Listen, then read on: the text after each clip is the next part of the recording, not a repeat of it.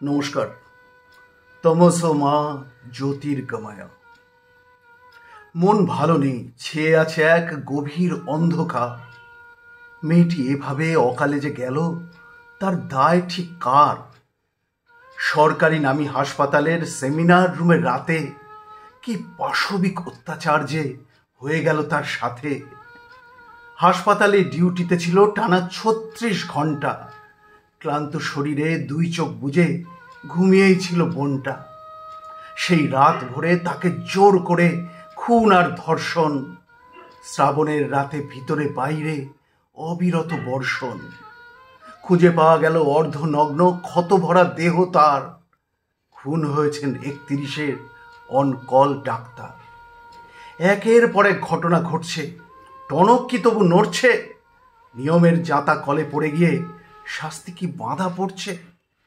কামদুনি, নির্ভয়া, উন্নাও, কাঠুয়া বা হাথরস, কেউ কি এসবে নিয়েছে শিক্ষা? কেউ কি হয়েছে বশ?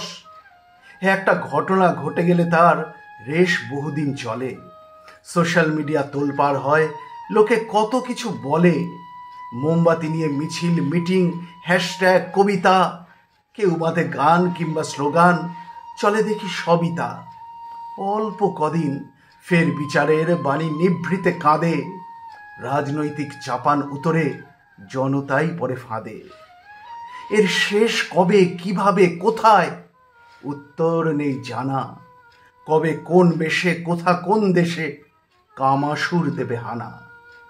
প্রভাবশালীর প্রভাব চাই না, চাই আইনের শাসন। ঘর থেকে হোক শিক্ষার শুরু, বন্ধ থাকুক ভাষণ।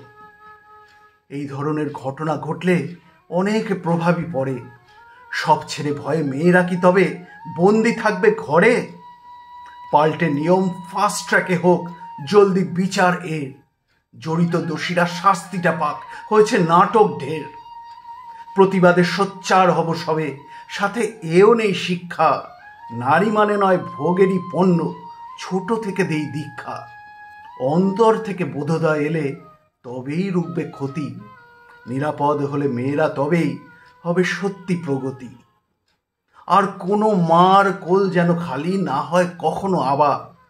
চোখের জলেতে স্বপ্নরা ভেসে না যায় কোনো বাবার।